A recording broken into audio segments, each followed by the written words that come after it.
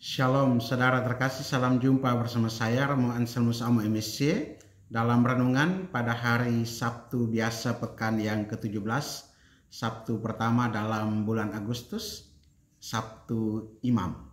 Selamat berakhir pekan dan semoga Anda dalam keadaan baik dan sehat serta sukacita selalu.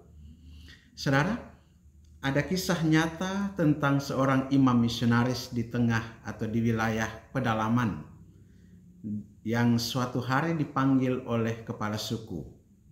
Imam itu dituduh mengganggu adat karena sering menolak ritual-ritual yang bertentangan dengan iman Kristiani. Dalam pertemuan itu kepala suku berkata, "Kalau kamu tidak berhenti, kamu akan dikeluarkan dari tanah ini." Dengan tenang imam itu menjawab, "Kalau saya pergi, saya taat kepada manusia. Kalau saya tinggal, saya taat kepada Tuhan." Ia akhirnya diusir. Tetapi beberapa tahun kemudian suku itu justru mengundangnya kembali karena mereka melihat buah dari keberanian dan kebenarannya. Gambaran ini mengalir sangat kuat dalam bacaan Injil hari ini. Kisah Yohanes Pembaptis yang dipenggal kepalanya oleh Herodes. Yohanes bukan sekedar pengkhotbah. Ia adalah suara kenabian yang berseru di padang gurun, bahkan di hadapan raja yang lalim. Yohanes mengatakan kebenaran, "Tidak halal engkau mengambil istri saudaramu." Tetapi kebenaran itu dianggap mengganggu oleh Herodes dan Herodias. Maka Yohanes pun dipenjara dan akhirnya mati. Tapi kebenaran yang ia suarakan hidup. Ia menjadi martir, teladan bagi para imam dan pewarta sepanjang masa.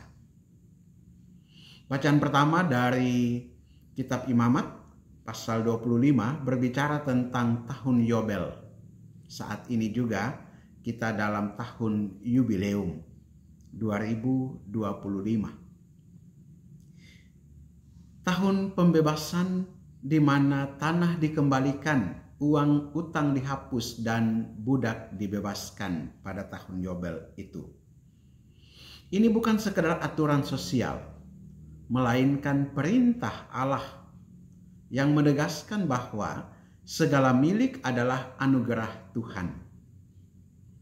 Jadi manusia tidak boleh memperbudak sesamanya atau mengeksploitasi tanah dan orang miskin.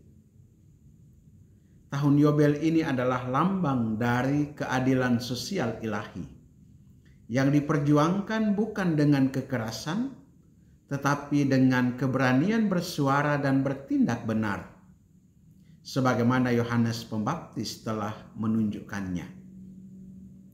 Inilah juga semangat gereja dalam ajaran sosial gereja Katolik. Manusia memiliki martabat yang tidak boleh dikurangi oleh kekuasaan, sistem ekonomi atau ketamakan.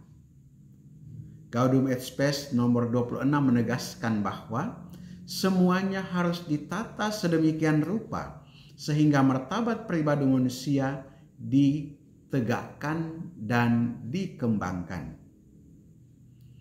Yohanes Pembaptis mati, tapi ia tidak kalah. Ia justru menang karena menegakkan martabat manusia di hadapan dosa dan penyimpangan moral yang dilakukan oleh penguasa.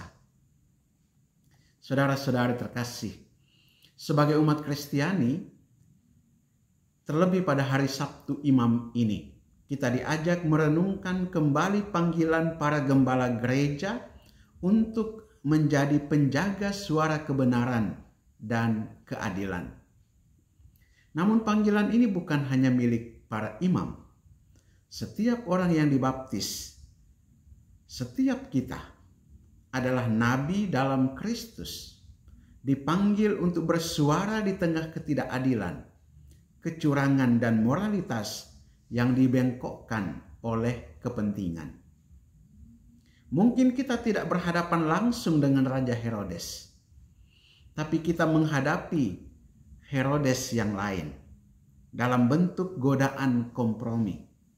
Tutup mata terhadap ketidakjujuran, diam saat kebenaran ditindas, takut menyuarakan nilai iman di tengah masyarakat yang semakin sekuler. Bersuaralah. Sekalipun suara kita kecil, jika dibisikkan dalam kebenaran dan kasih, akan terdengar dalam keheningan hati manusia. Sebagaimana imam atau awam, kebenaran adalah lentera dalam perjalanan kita. Kadang lentera itu ditiup angin, kadang ditiup tangan orang lain. Tapi jika dijaga dengan iman dan keberanian, lentera itu tetap menyala. Hari ini mari kita doakan para imam yang menjadi nabi di tengah dunia, yang seringkali harus membayar mahal untuk mempertahankan kebenaran Kristus. Dan mari kita juga mohon keberanian bagi diri kita masing-masing, agar kita tidak hanya menjadi pengikut Yesus dalam kenyamanan, melainkan juga dalam keberanian bersuara seperti Yohanes Pembaptis. Keberanian bisa dipenjara, tetapi tidak bisa dimatikan. Kebenaran tidak pernah bisa dimatikan sekalipun dipenjara. Karena kebenaran sejati adalah Kristus sendiri.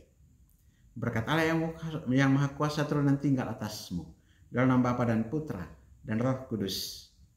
Amin.